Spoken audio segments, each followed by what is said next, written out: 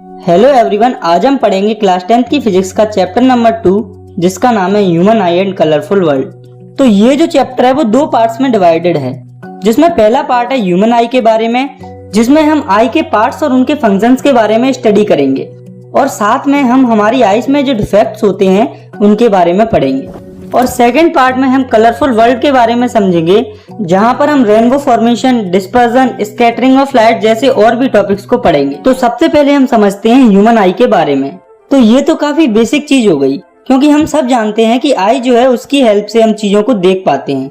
तो हमें अब तक आई के बारे में सिर्फ इतनी ही नॉलेज है, लेकिन ये जो आई है वो बाहर से जितनी सिंपल दिखती है, अंदर से उतनी ही कॉम्प्लेक्स स्ट्रक्चर होती है। इसके कई सारे पार्ट्स होते हैं जिन्हें हम एक एक करके समझने वाले हैं। तो आई हमारी बॉडी में एक ऑर्गन होता है जिसकी वजह से हम देख पाते हैं, और इसका जो डायमीटर होता है वो होता है अप्रोक्स 2.4 सेंटीमीटर। इसके बाद है इसके पार्ट्स। तो आई का पहला पार्ट है कॉर्निया। तो इस डायग्राम में आप जो ये पार्ट देख रहे हैं ये है कॉर्निया। तो it is the outermost transparent part of the eye that covers and protect eye and allow light to enter in the eye. तो ये जो है वो आई का बाहरी और ट्रांसपेरेंट पार्ट होता है। ट्रांसपेरेंट यानी कि पारदर्शी, जिससे कि लाइट पास आउट हो सकती है, और ये जो है वो आई को कवर और प्रोटेक्ट करता है और साथ में लाइट को अलाउ करता है आई में एंटर के लिए। इसके बाद है अगला पार्ट जो कि है आइरिस। तो it is a dark muscular tissue behind cornea that controls the size of people. तो आप इस डायग्राम को देखिए, इसमें ये जो आपको दिख रहा है ये है आइरिस। तो ये एक डार्क मस्कुलर टिश्यू होता है जो कि कॉर्निया के पीछे प्रेजेंट होता है, जो कि पीपल के साइज को कंट्रोल करता है। पीपल क्या होता है ये हम आई के अगले पार्ट में यानी कि अब समझने वाले हैं। तो it is a small opening in the iris that controls the amount of light to enter in the eye. It is also called window of the eye. तो पीपल जो है वो एक स्मॉल ओपनिंग होती है आइरिस में। तो इस आइरिस के अंदर ये डार्क वाला जो पार्ट आपको दिख रहा है ये है पीपल। तो ये जो पीपल है वो कंट्रोल करता है कि हमारी आई में कितनी लाइट जाएगी। जैसे कि हम किसी लाइट वाले कमरे में होते हैं या फिर सनलाइट में होते हैं, तब पीपल का जो साइज है वो कम हो जाता है। वहीं पर जब हम थोड़े से डार्कर रूम या फिर अंधेरे में होते हैं, तब पीपल का जो साइज है वो बढ़ जाता है विजिबिलिटी को क्लियर करने के लिए। तो आप इसे ऐसे समझिए, ये है आइरिस जो कि इस पूरे डार्क पार्ट को बोला जाता है। तो इसके अंदर थोड़ा सा और जो ये डार्क पार्ट है ये है पीपल। इसका साइज लाइट की क्वांटिटी में कम या ज्यादा होता रहता है और ये लाइट की क्वांटिटी को कंट्रोल करता है। ये एज अ विंडो काम करता है आई के लिए, इसीलिए इसे विंडो ऑफ द आई भी कहा जाता है। इसके बाद आई का अगला पार्ट है क्रिस्टलाइन लेंस। तो इसे आई लेंस भी कहा जाता है, जो कि आइरिस और पीपल के पीछे प्रेजेंट होता है। तो हम इसके बारे में थोड़ा सा और समझते हैं। It is a convex lens composed of fibrous jelly like material. It provides real and inverted image on retina. तो ये जो है वो कॉन्वेक्स लेंस होता है। जनरली जब हम लेंस वर्ड सुनते हैं तो हमारे दिमाग में आता है कि ये ग्लास से बना होता है, लेकिन आई में जो आई लेंस या क्रिस्टलाइन लेंस होता है वो जेली टाइप के फाइब्रस मटेरियल से बना होता है, जो कि रेटिना पर रियल और इन्वर्टेड इमेज फॉर्म करता है। तो रेटिना क्या होता है ये हम आगे समझेंगे। यहाँ हमें इतना जानना है कि आई लेंस में इमेज रियल और इन्वर्टेड फॉर्म होती है। तो रियल इमेज वो इमेज होती है जिसे हम ऑब्टेन कर सकते हैं, वहीं पर इन्वर्टेड का मतलब होता है उल्टी इमेज। तो रेटिना पर इमेज उल्टी फॉर्म होती है। इसके बाद अगला पार्ट जो कि हमें समझना है वो है रेटिना। तो जो रेटिना होता है वो आई में बिल्कुल पीछे की तरफ प्रेजेंट होता है, जिस पर रियल और इन्वर्टेड इमेज फॉर्म होती है। तो इसके बारे में भी हम थोड़ा सा समझते हैं। It is a membrane that contain many light sensitive cells on back of an eye. Image formed on retina and generate electrical signals.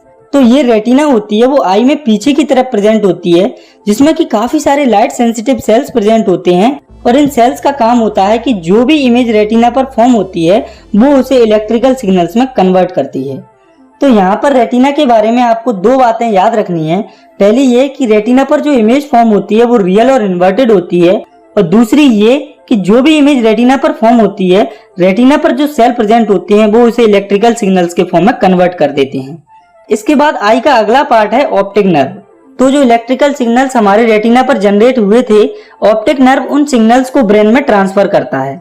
तो अभी हमने पढ़ा था कि रेटिना पर जो इमेज फॉर्म होती है वो रियल और इन्वर्टेड होती है, यानी कि रेटिना पर जो इमेज फॉर्म होती है वो उल्टी होती है।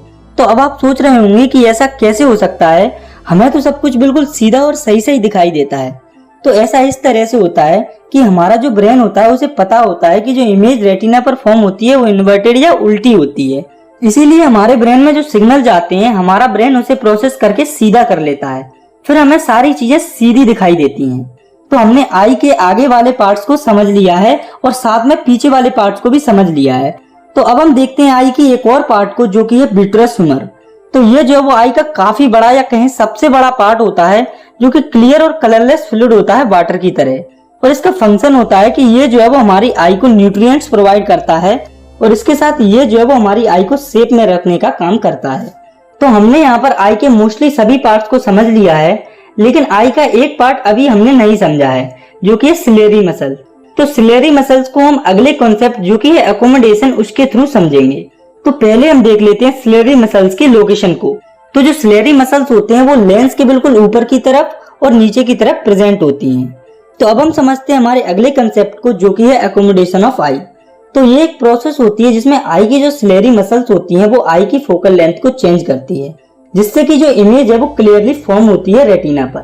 तो यहाँ से हमें सिलेरी मसल्स के फंक्शन समझने को मिलते हैं। तो हम सिलेरी मसल्स की लोकेशन पहले ही देख चुके हैं। तो ये जो है वो हमारी लेंस का शेप चेंज करता है जब हमारी आईज को किसी नियर बाय ऑब्जेक्ट पर फोकस करना हो या किसी दूर वाले ऑब्जेक्ट को देखना हो। तो अब हम वापस आते हैं एकोमोडेशन पर।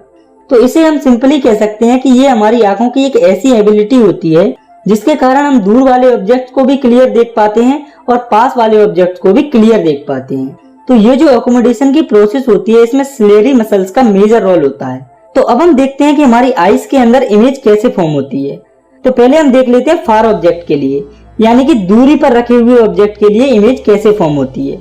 तो जब कोई ऑब्जेक्ट दूरी पर रखा हुआ होता है तो उसके लिए सिलेरी मसल्स रिलैक्स हो जाती हैं, यानी कि खुल जाती हैं, और लेंस जो है वो पतला हो जाता है, जिसकी वजह से फोकल लेंथ जो है वो इंक्रीज हो जाती है और इसी वजह से हम जो है वो दूर के ऑब्जेक्ट्स को क्लियरली देख पाते हैं। तो यहाँ पर हुआ क्या, सबसे पहले दूर के ऑब्जेक्ट्स को देखने के लिए जो सिलेरी मसल्स है वो रिलैक्स होती हैं और लेंस पतला हो जाता है, जिसकी वजह से फोकल लेंथ इंक्रीज हो जाती है और हम दूर के ऑब्जेक्ट्स को क्लियरली देख पाते हैं। इसके बाद हम देखते हैं accommodation for near by object. तो जब कोई ऑब्जेक्ट पास में रखा हुआ होता है तो हमारी जो सिलेरी मसल्स होती हैं वो कॉन्ट्रैक्ट हो जाती हैं और जो लेंस होता है वो थिक हो जाता है, यानी कि मोटा हो जाता है, जिसकी वजह से फोकल लेंथ डिक्रीज हो जाती है और हम जो है वो नियर बाय ऑब्जेक्ट्स को क्लियरली देख पाते हैं। तो नियर बाय ऑब्जेक्ट्स के लिए एकोमोडेशन की प्रोसेस फार ऑब्जेक्ट से उल्टी होती है। तो इसके बाद हम देखते हैं रेंज ऑफ ह्यूमन विजन, यानी कि हमारी आंखों से हम कहां तक देख पाते हैं। तो हमारी आंखों का नियर पॉइंट होता है 25 सेंटीमीटर, यानी कि हम 25 सेंटीमीटर तक किसी ऑब्जेक्ट को क्लियरली देख पाते हैं। इससे कम डिस्टेंस को हम क्लियरली नहीं देख पाते। अगर हम बात करें फार पॉइंट की, तो अब आप ही सोचिए कि आपने सबसे दूरी पर क्या चीज देखी है। तो आपने काफी दूर दूर की चीजों को अपनी आंख से देखा होता है, जैसे कि सन, मून, ईटीसी। तो यहाँ से हम लिख सकते हैं कि हमारी आई का फार पॉइंट है इन्फिनिटी, मतलब कि हमारी आईज जो है वो इन्फिनिटी यानी कि अनंत तक देख सकती हैं। तो आप लोगों ने कई बार देखा होगा कि कुछ लोगों को चश्मा लगा हुआ होता है। आप में कुछ क्लासमेट्स भी होंगे जिनको कि चश्मा लगा हुआ होगा। मोस्टली बूढ़े लोगों को चश्मा ज्यादा लगता है। तो आपने कभी ये जानने की कोशिश की है कि ये चश्मा आखिर लोगों को क्यों लगता है? कोई बात नहीं, मैं आपको बता देता हूँ। तो ये होता है विजन में डिफेक्ट होने के कारण।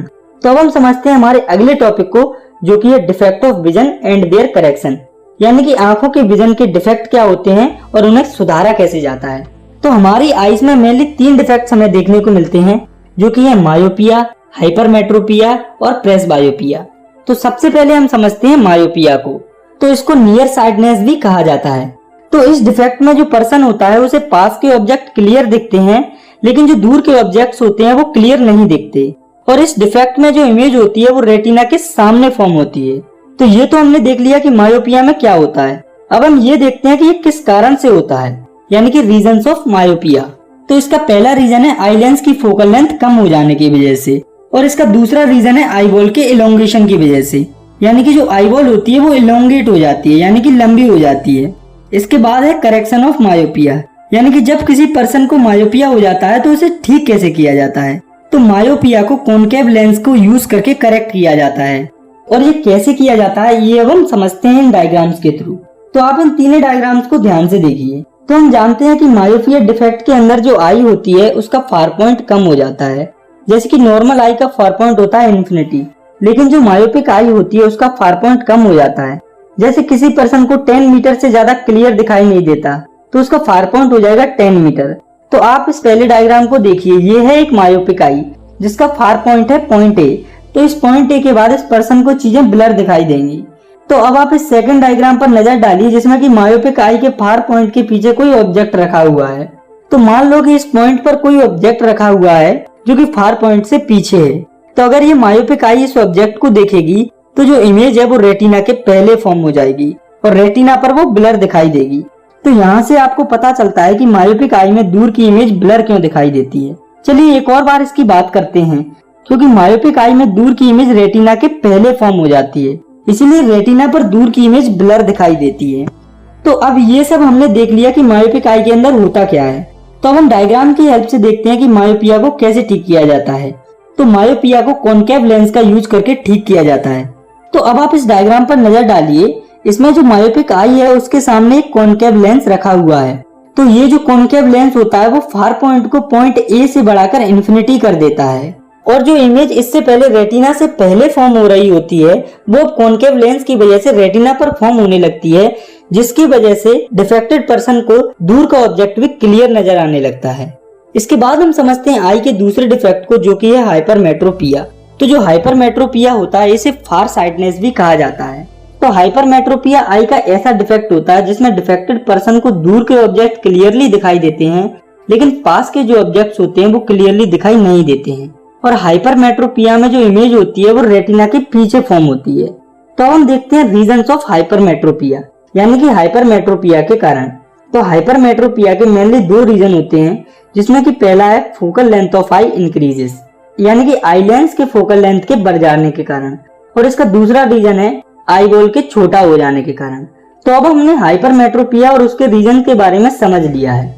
इसके बाद हम देखते हैं करेक्शन ऑफ हाइपरमेट्रोपिया के बारे में, यानी कि हाइपरमेट्रोपिया को कैसे ठीक किया जाता है। तो हाइपरमेट्रोपिया को कॉन्वेक्स लेंस को यूज करके ठीक किया जाता है। तो जो हाइपरमेट्रोपिया होता है वो मायोपिया का बिल्कुल अपोजिट होता है। तो अब हम डायग्राम्स की हेल्प से हाइपरमेट्रोपिया और उसके करेक्शन को समझेंगे।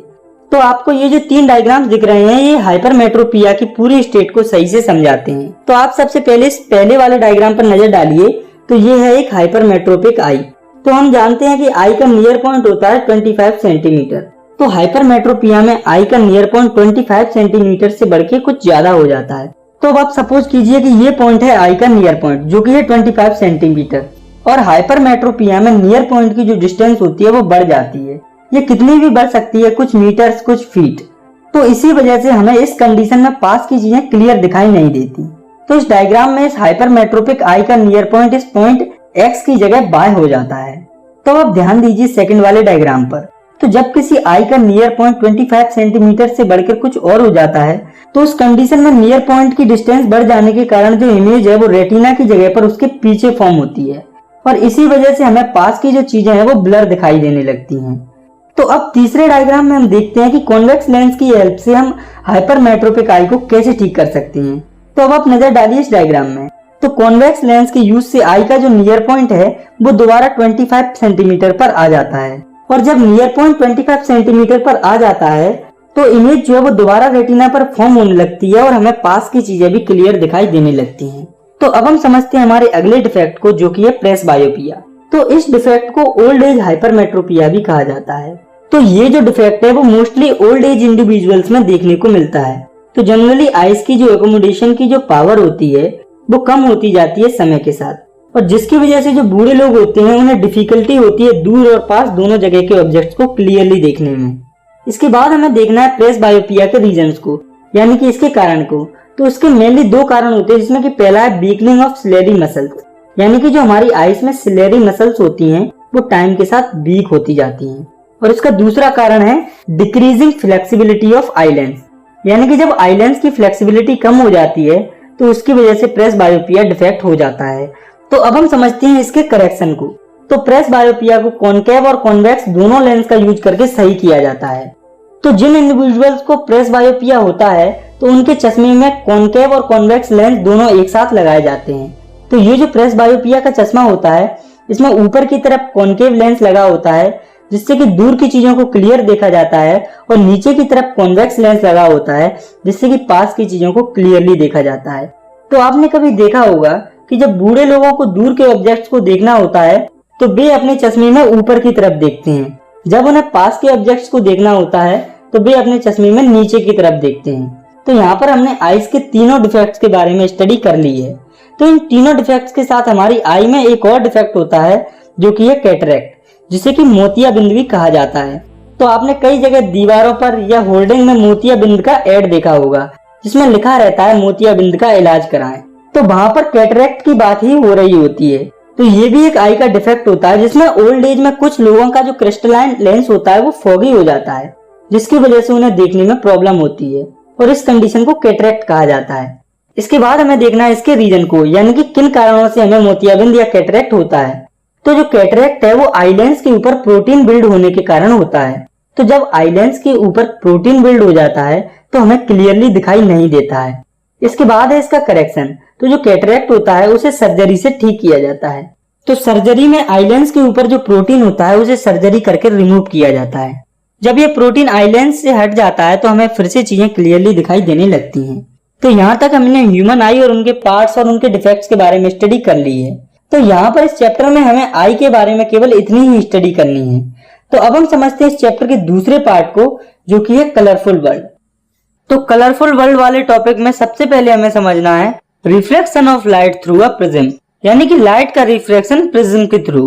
तो रिफ्लेक्शन क्या होता है ये हम पिछले चैप्टर में समझ चुके हैं। और अगर हम बात करें प्रिज्म की तो ये कुछ ऐसी दिखती है। और बात करें इसकी डेफिनेशन की तो it is a pyramidal piece of glass और other transparent material with 2 triangular bases and 3 lateral surfaces.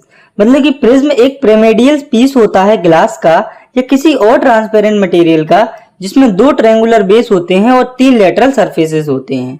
जैसा कि आप इस प्रिज्म के डायग्राम में देख पा रहे हैं, ये हैं 2 ट्रायंगुलर बेस और ये है 3 लेटरल सरफेसेस। इसके बाद हमें समझना है एंगल ऑफ प्रिज्म के बारे में। तो प्रिज्म के लेटरल सरफेसेस के बीच में जो एंगल होता है उसे एंगल ऑफ प्रिज्म कहा जाता है। इसके बाद है एंगल ऑफ डेविएशन। तो ये जो है वो एंगल होता है इंसिडेंट रे और इमर्जेंट रे के बीच में। तो ये तो हुई इसकी डेफिनेशन। अब हम प्रिज्म के थ्रू समझते हैं कि क्या होता है। अब आप सपोज कीजिए कि ये एक लेजर है और उसमें एक लाइट निकल रही है। अगर उस लाइट के बीच में कोई ऑब्जेक्ट नहीं आता है तो वो लाइट सीधी चली जाती है इस तरह से। और अब सोचो कि अगर ये जो लाइट है जो कि सीधी जा रही है, इसके बीच में एक प्रिज्म आ जाए, तो जब प्रिज्म इस लाइट के सामने आ जाएगी तो ये जो लाइट है वो इस तरह से डेविएट हो जाएगी। तो ये जो प्रिज्म में इंसिडेंट हो रही है इसे कहते हैं इंसिडेंट रे, और ये रे जो प्रिज्म से इमर्ज हो रही है ये है इमर्जेंट रे।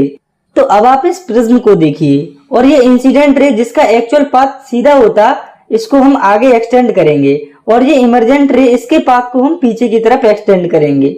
तो ये वाला जो एंगल जो इंसिडेंट रे और इमर्जेंट रे के बीच में बन रहा है वो होगा एंगल डी, यानी कि एंगल ऑफ डेविएशन। तो यहाँ पर आपको ये याद रखना है कि जब प्रिज्म से लाइट पास होती है तो वो बेंड हो जाती है या डेविएट हो जाती है, और जिस एंगल से वो लाइट डेविएट होती है उसे कहा जाता है एंगल ऑफ डेविएशन। तो अब हमें देखना है कि जब प्रिज्म से व्हाइट लाइट को पास किया जाता है तब क्या होता है। तो अगर किसी ग्लास प्रिज्म से व्हाइट लाइट को पास किया जाता है तो डिस्पर्जन होता है। तो डिस्पर्जन क्या होता है ये अब हम देखते हैं। तो when the white light passes through a glass prism, then white light splits into the 7 colors and this phenomenon is called dispersion। मतलब कि जब व्हाइट लाइट ग्लास प्रिज्म से पास होती है तब वो 7 डिफरेंट कलर्स में स्प्लिट अप हो जाती है और इस फिनोमिनन को डिस्पर्जन कहा जाता है। और लाइट जिन 7 कलर्स में स्प्लिट होती है वे होते हैं violet, indigo, blue, green, yellow, orange and red. इन 7 कलर्स को हम शॉर्ट में भी याद रख सकते हैं।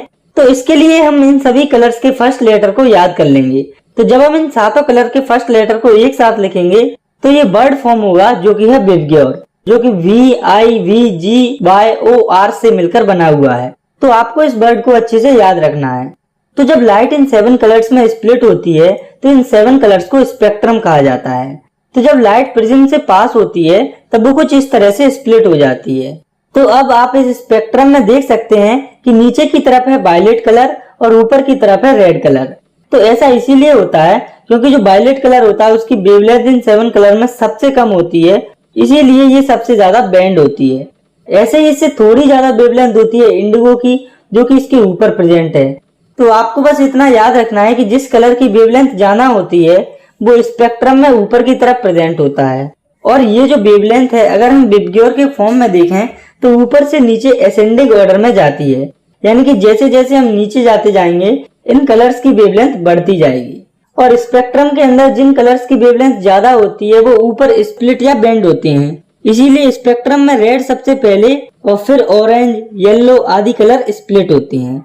लेकिन ये जो सब है वो सीक्वेंस वाइज होता है। तो ये जो स्पेक्ट्रम जिसके बारे में अभी हमने पढ़ा है, इसे सबसे पहले आइजैक न्यूटन ने डिस्कवर या फाइंड किया था।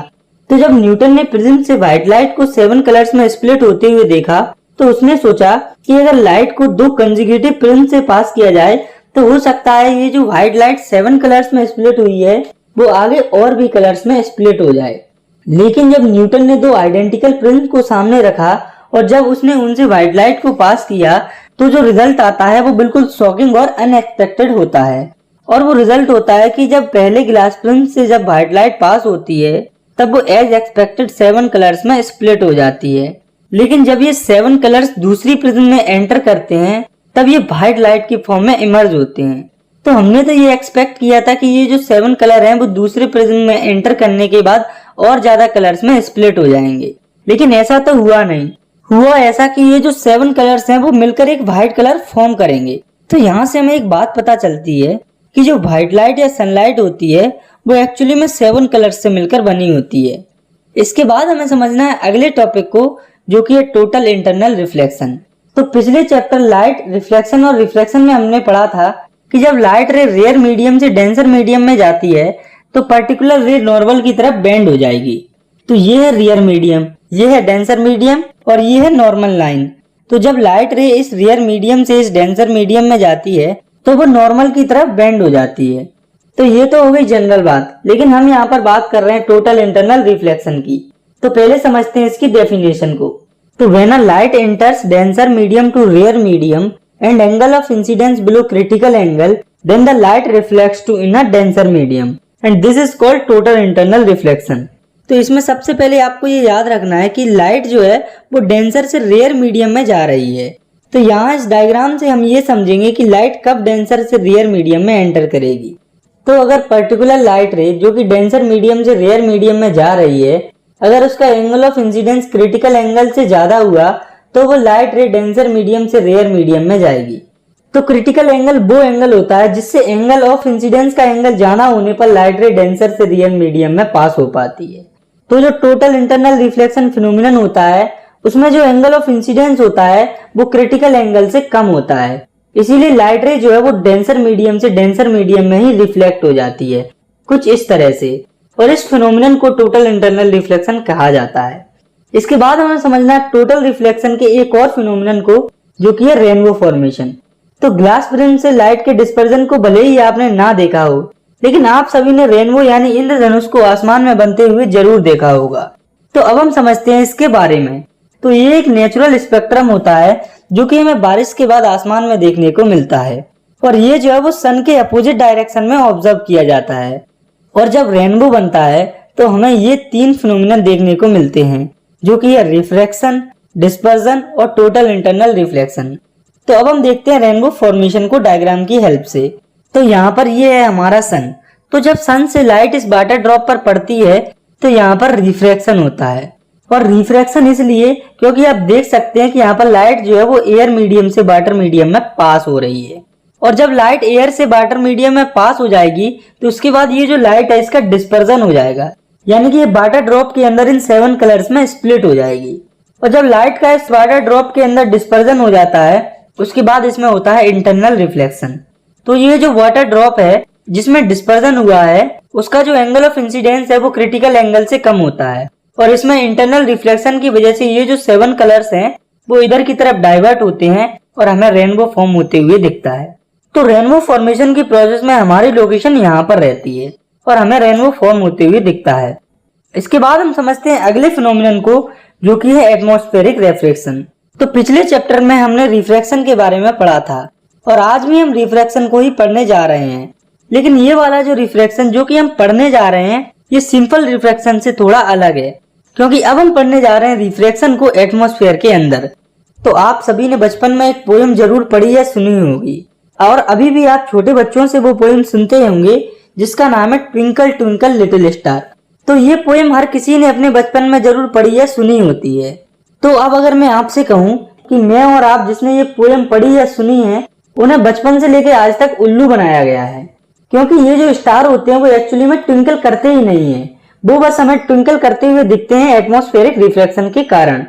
तो इसको समझने से पहले हम समझते हैं एटमॉस्फेयर को। तो ये जो वो गैसेस की लेयर से बना होता है जो कि पूरे प्लैनेट को सराउंड करता है।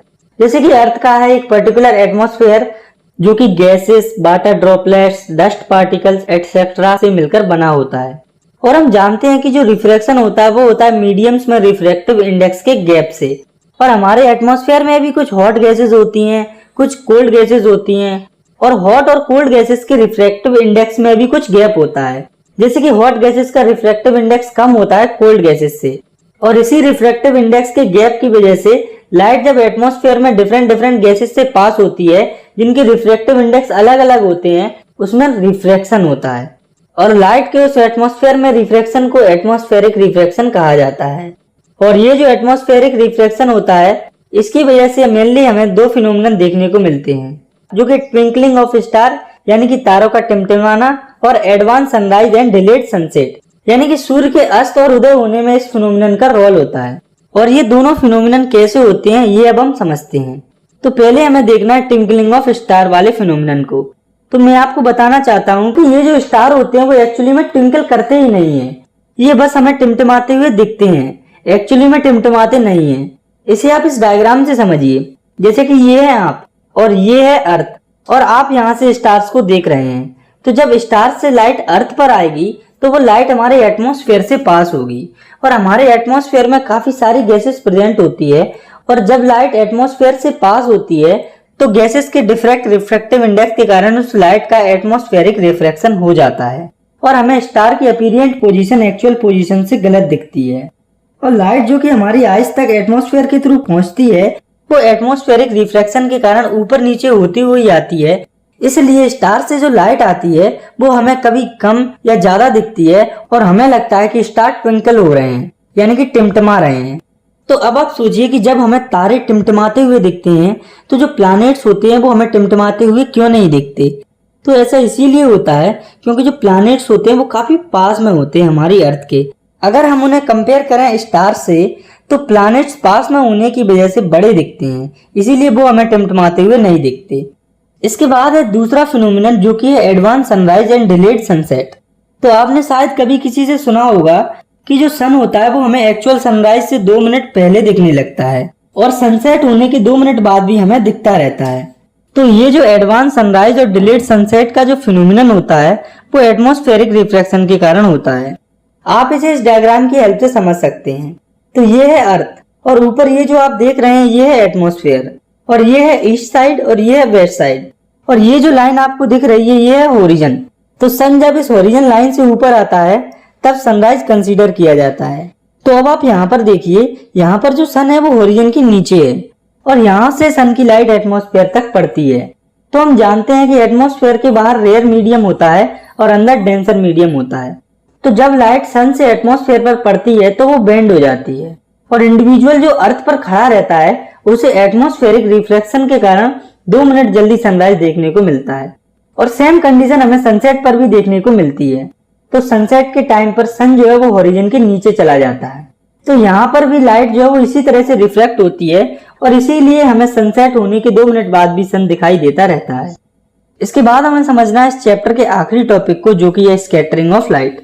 तो इसे आप ऐसे समझिए कि जब लाइट एटमॉस्फेयर से पास होती है और वो एटमॉस्फेयर में प्रेजेंट छोटे बड़े पार्टिकल से टकराती है तो वो उनसे टकराकर स्कैटर हो जाएगी, यानी कि अलग अलग डायरेक्शन में फैल जाएगी, और इसी फिनोमिनन को हम स्कैटरिंग ऑफ लाइट कहते हैं। और ये जो लाइट की स्कैटरिंग होती है वो पार्टिकल्स के साइज पर डिपेंड करती है। जैसे कि जो छोटे या फाइन पार्टिकल्स होते हैं वो ब्लू कलर को सबसे ज्यादा स्कैटर करते हैं, यानी कि लाइट जब छोटे पार्टिकल से पास होती है तब ब्लू कलर सबसे ज्यादा दिखता है। और ऐसा इसीलिए होता है क्योंकि ब्लू कलर की सबसे शॉर्ट वेवलेंथ होती है। वहीं पर जब लाइट मीडियम साइज के पार्टिकल से पास होती है तो मेनली रेड कलर स्कैटर होता है, क्योंकि रेड कलर की वेवलेंथ लंबी होती है। और जो लार्ज पार्टिकल होते हैं वो सभी कलर्स की लाइट को स्कैटर करते हैं, इसीलिए हमें लाइट का कलर वाइट दिखता है, लेकिन एक्चुअली में ये 7 कलर से मिलकर बनी होती है। तो स्कैटरिंग ऑफ लाइट में हमें पहला कंसेप्ट समझना है जो कि टिंडल इफेक्ट। तो टिंडल इफेक्ट के बारे में आप पहले भी क्लास 9th में पढ़ चुके हैं। चलिए यहाँ पर भी हम एक बार इसको रिवाइज कर लेते हैं। तो हमारे एटमॉस्फेयर में कई सारे dust particles, टिनी water droplets, smoke particles etcetera present होते हैं और लाइट जो है वो हम तक इन पार्टिकल्स को पास करते हुए आती है।